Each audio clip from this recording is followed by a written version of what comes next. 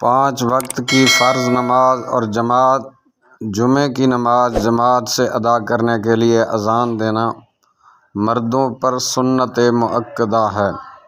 اگر اذان نہیں دیں گے تو گناہ گار ہوں گے، اور یہ شہر اور بستی کے لیے سنت مؤکدہ علی الکفایہ ہے، یعنی ہر شہر اور ہر بستی میں اگر ایک آدمی اذان دے دے گا تو سب کی طرف سے کافی ہو جائے گی، اور اگر ایک آدمی بھی اذان نہیں دے گا تو وہاں کے سب لوگ گناہ گار ہوں گے۔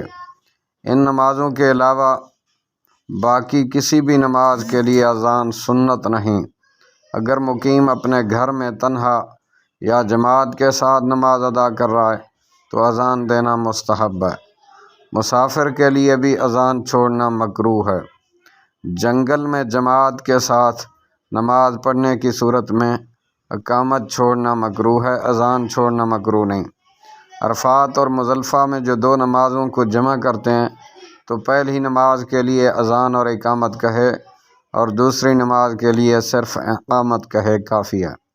ایک سے زائد مؤذنوں کا ایک ساتھ اذان دینا بھی جائز ہے، اس کو عرف میں اذان جوق کہتے ہیں۔ بڑی بڑی مساجد میں اس کا رواج ہے، پہلے حرمین شریفین میں بھی اس کا رواج تھا، اب نہیں۔ فی الحال جامع مسجد دمشق شام میں یہ رائج ہے۔ عورتوں کے لیے نماز سے پہلے اذان دینا مسنون نہیں، اس لیے خواتین اذان کے بغیر نماز پڑھیں گی۔ اذان اور اقامت کے درمیان فاصلہ۔ مغرب کی نماز کے علاوہ باقی 4 وقتوں کی نماز میں اذان اور اقامت کے درمیان اتنا فاصلہ کرنا مستحب ہے کہ کھانا کھانے والا کھا پی کر فارغ ہو جائے، قضاء حاجت کرنے والا اپنی ضروریات پوری کر کے فارغ ہو جائے۔ مغرب کا وقت ہوتے ہی مغرب کی نماز پڑھنا مستحب ہے، اس لیے مغرب میں اذان اور اقامت کے درمیان مختصر 3 آیات کی تلاوت کی مقدار سے زیادہ فاصلہ نہیں کرنا چاہیے۔ اذان اور اقامت میں فاصلہ۔ مغرب کے علاوہ باقی نمازوں میں اذان اور اقامت کے درمیان ایسی 2 رکعت یا 4 رکعتوں کی مقدار فصل کرنا مستحب ہے جن میں ہر رکعت میں 10 آیتیں پڑھی جا سکیں، اور ہمیشہ آنے والے نمازیوں کے لیے مستحب وقت کا لحاظ رکھتے ہوئے رعایت کرے تاکہ جو لوگ پاخانہ، پیشاب یا کھانے پینے میں مشغول ہوں وہ سہولت سے فارغ ہو کر جماعت میں شریک ہو سکیں۔ اذان اور اقامت کو ملانا، ان دونوں کے درمیان فصل نہ کرنا بالاتفاق مکروہ ہے، اور مؤذن کے لیے بہتر یہ ہے کہ جس نماز سے پہلے سنت یا نفل ہیں وہ اذان اور اقامت کے درمیان میں پڑھے، اور اگر نہ پڑھے تو اس درمیان میں بیٹھ جائے۔ مغرب کے وقت بھی اذان اور اقامت کے درمیان فصل ضروری ہے۔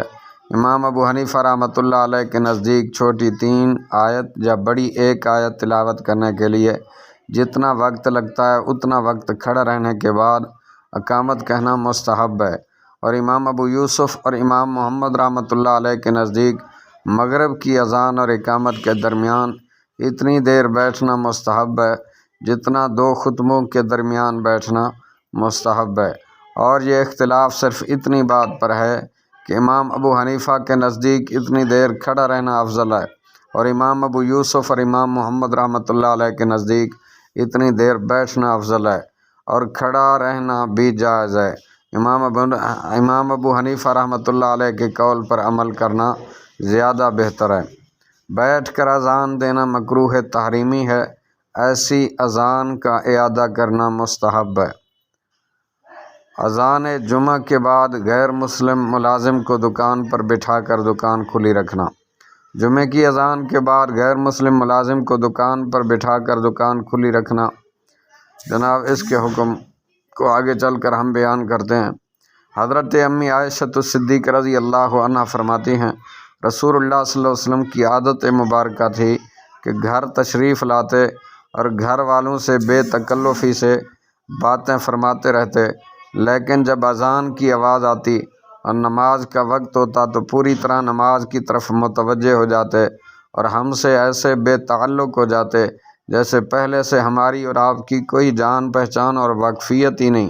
گویا کہ ہم اور آپ بالکل ہی اجنبی اور ناواقف ہیں، اور آپ اور ہم میں کوئی جان پہچان ہی نہیں ہے، کیونکہ نماز اللہ اور اس کے بندے کے درمیان تعلق کا ذریعہ ہے، اور مولا کریم کا تعلق حاصل کرنے میں اگر دنیا اور دنیا میں جو کچھ ہے سب بھی فوت ہو جائے تو کوئی بڑی بات نہیں، پھر بیوی بچے دکان اور کسٹمر کیا چیز ہے؟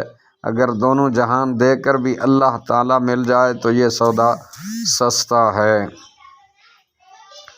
اذان سے پہلے اعوذ باللہ اور بسم اللہ بلند آواز سے پڑھنا نبی کریم صلی اللہ علیہ وآلہ وسلم یا صحابہ کرام اور تابعین اور ائمہ مجتہدین سے ثابت نہیں، البتہ اگر آہستہ پڑھا جائے تو کوئی حرج بھی نہیں۔ عورت اذان نہیں دے سکتی۔ نماز کے دوران اذان کا جواب دینے سے نماز فاسد ہو جاتی ہے۔ کھڑے ہو کر اذان دینا سنت اور بیٹھ کر اذان دینا مکروہ ہے، اور اس کا اعادہ کرنا ضروری ہے۔ اذان کے بغیر مسجد یا بیرون مسجد جماعت کرنے سے نماز ہو جاتی ہے، لیکن سنت مؤکدہ ترک کرنے کی وجہ سے سخت گناہ گار ہوگا۔ البتہ اگر اسی شہر کی کسی مسجد میں اذان ہوگی اور ان لوگوں نے سنی تو اذان ترک کرنے سے گناہ نہیں ہوگا۔